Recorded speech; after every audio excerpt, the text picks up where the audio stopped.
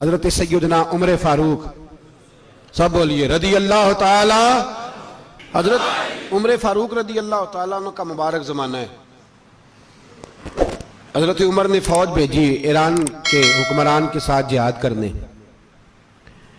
ایران کے بادشاہ نے 2 عیسائی جاسوس بھیجے، کہنے لگا ذرا پتہ تو کرو مسلمانوں کا رات کا طریقہ کیا ہے، میں صف بندی کراتا ہوں۔ وہ ساری رات صف بندی کراتا رہا، 2 جاسوس آئے مسلمانوں کی معلومات کرنے۔ معلومات کر کے جب واپس گئے تو حضرت عمر فاروق رضی اللہ تعالیٰ عنہ کے سپاہیوں کو دیکھا، غور سے پلٹے تو بادشاہ کہنے لگا کیا حال دیکھ کے آئے ہو؟ کہنے لگا سارے مسلح پہ بیٹھے ہوئے، جتنے گھنٹے ہم وہاں رہے ہیں مجاہدین مسلح پہ رہے ہیں، یوں لگتا ہے جیسے ان کا دنیا داری سے کوئی تعلق۔ اور کہنے لگے بادشاہ کوئی ایسی طاقت ہے جس کو وہ بلا رہے تھے، کوئی ایسی قوت ہے جس کو وہ پکار رہے تھے، ہمیں بھی وہاں کھڑے ہو کے محسوس ہوتا تھا کہ ہاں کوئی ہے جو آ جائے گا ان کی مدد کے لیے، کوئی ہے جو پہنچے گا ان کی مدد کرے گا۔ ایران کا بادشاہ کہنے لگا مجھے سمجھ آ گئی ہے، وہ جسم کی طاقت سے ہی نہیں لڑتے، وہ کوئی غیبی طاقت ہے جس سے وہ لڑتے ہیں۔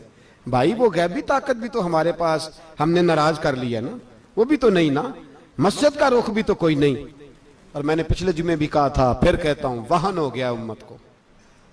نبی پاک نے فرمایا امت کو وہ کیا ہے، دنیا سے محبت ہو گئی ہے، موت سے کراہت ہو گئی ہے، وہن ہے۔ صحابہ کرام کو موت سے بڑا پیار تھا، موت سے بڑی محبت کر، ہماری طرح نہیں، وہ کہتے تھے مریں گے تو منو مٹی تو وہاں ٹھیک ہے، عذاب قبر حق ہے، لیکن میں کہا کرتا ہوں سالوں کے بعد جو پردیس سے ماں کے پاس آئے، ماں اسے عذاب نہیں دیتی، اس کا ماتھا چوما کرتی ہے۔ اور بھائی جو رب کریم کی بارگاہ میں جائے گا تیرا کیا خیال ہے، گل سڑ جائے گا؟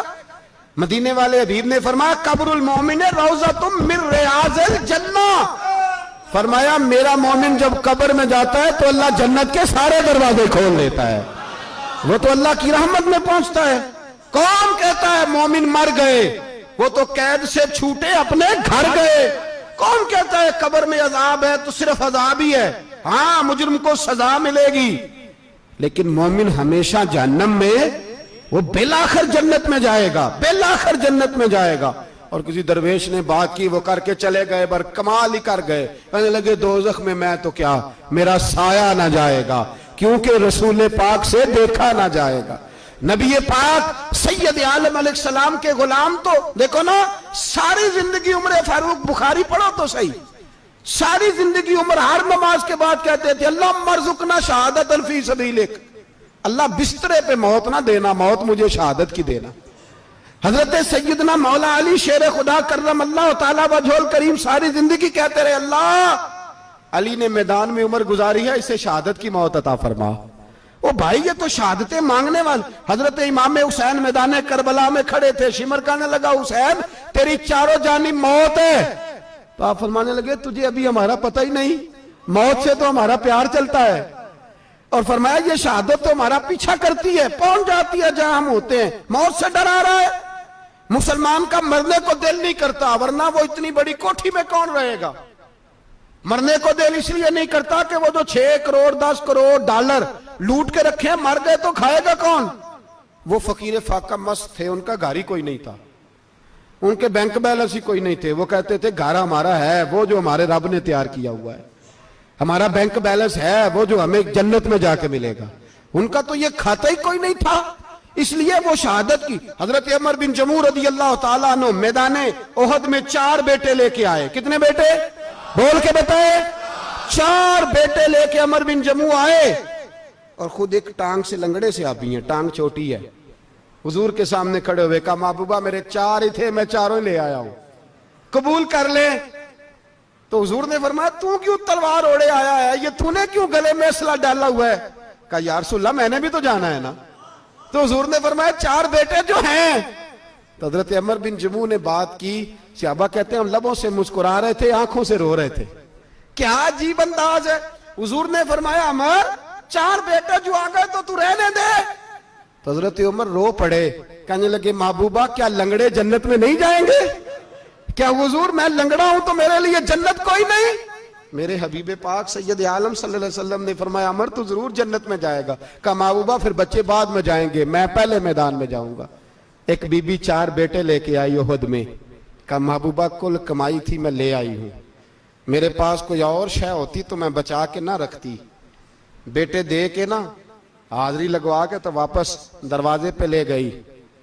تو حضرت سیدنا عبداللہ ابن عمر فرماتے ہیں بی بی بول رہی تھی تو میرا جذبہ جہاد بڑھ رہا تھا.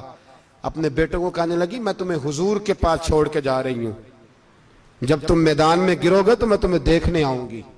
دیکھنا تمہاری پشت پہ کوئی زخم نظر نہ آئے, جتنے تیر کھانے ہوئے سینے پہ کھانا, جتنے تلواروں کے نیزوں کے زخم برداشت کرنے ہوئے یہاں کھانا, پشت پہ زخم نظر نہ آئے. حضرت عبداللہ ابن عمر فرماتے ہو بی بی کی گفتگو میرا جذبہ جہاد بڑھا رہی تھی. ایک بی بی 3 سال کا 4 سال کا بیٹا لیے رو رہی ہے, احد کا دن ہے. سہیلیاں پوچھتی ہیں تو کیوں روتی ہے؟ وہ کہتی ہے دیکھو میرا خاوند بھی بدر میں شہید ہو گیا, بھائی اور باپ بھی. دل کرتا ہے کوئی جوان بیٹا ہوتا تو آج مصطفیٰ کے ساتھ اسے ہی بھیج دیتی. کوئی جوان میرے پاس ہے ہی 3 سال کا تو کیا کروں, 3-4 سال کا بچہ کیا کرے گا؟ پتہ نہیں کیا دلیل آئی, اچانک اٹھی, بیٹے کو سینے سے لگایا, کپڑا ڈالا, مسجد نبوی پہنچ گئی. حضرت بلال کہتے ہیں مجھے ملی, کہنے لگی بلال مجھے پتہ ہے حضور تیاری کرا رہے ہیں جنگ کی, پر 2 منٹ اگر میری ملاقات ہو جائے. بلال حبشی کہنے لگے حضور ہم ایک بی بی ضد کر رہی ہے. حضور باہر آئے, کہنے لگی حضور میں فلاں کی بیٹی, فلاں کی بہن, فلاں کی بیوہ ہوں, میں نے بدر میں 3 شہید دیے ہیں, اب میرے پاس یہ 3 سال کا لال ہی بچا ہے, بڑا فخر ہے میرا. لوگ مجھے شہید کی بیوہ, شہید کی بیٹی, شہید کی بہن کرتے, دل کرتا ہے شہید کی اماں بھی کہیں جاؤں تو میرا بیٹا لے لیں. سیدنا بلال کہتے ہیں حضور مسکرائے, کہنے لگے یہ 3 سال کا نونہال کیا کرے گا؟ کہتے ہیں اماں کا عجیب جذبہ ہے.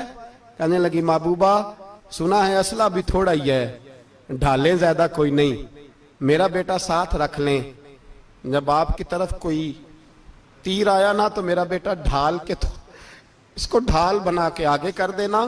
محبوبہ ڈھال تو بانی سکتا ہے نا. حضرت بلال فرماتے ہیں مصطفیٰ کریم نے فرمایا جا میں نے قبول کیا, قیامت کے دن بیٹا گھر لے جا, جب تیرا نام پکارا جائے گا تو شہید کی اماں کہہ کے ہی پکارا جائے گا, جا تو گھر لے جا. کہتے ہیں چلتے چلتے ایک غریبنی اور آ گئی, اتنی سی اٹی بان کی, اتنی سی. بلال حضور سے ملاقات ہو جائے گی. نبی پاک آ گئے تو کہا محبوبہ یہ غلبہ اسلام میں میرا بھی حصہ ڈال لیں. حضور نے فرمایا یہ کیا ہے؟ کہنے لگے حضور خامد فوت ہو گیا, اولاد اللہ نے بے نیازی سے دی نہیں, سویرے چرخہ کاٹ کے رزق حلال کھاتی ہوں, میرے پاس نا یہ اتنا سا بان ہے, ایک گھوڑے کی لگام بن جائے گی.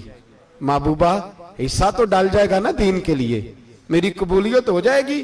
میرے حبیب نے ہاتھ اٹھائے اور دعا مانگی, کہے اللہ جتنا تو میدان کے مجاہدوں کو اجر عطا فرمائے اتنا اس غریبنی کو بھی عطا فرمانا, اتنا اسے بھی دینا. بھائی یہ جذبے تھے, یہ رنگ تھا امت مسلمہ کا, اس لیے کافر گھر میں بیٹھ کے کامپا کرتا تھا.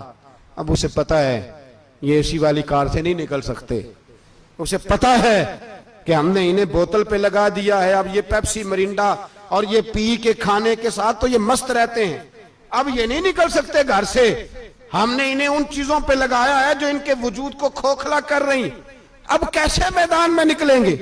وہ اس لیے نہیں ڈرتا کہ وہ تیری آسائشوں, تیری زندگی میں آنے والی سہولتوں سے آشنا ہے. موت بستر پہ بھی آ جاتی ہے, لیکن جس کو میدان میں آتی ہے وہ ساری زندگی زندہ رہتا ہے, وہ ساری زندگی زندہ رہتا ہے. بھائی مرنا تو ہے, لیکن اگر زندگی دین کے کام آئے گی تو امر ہو جاؤ گے, بچ جاؤ گے.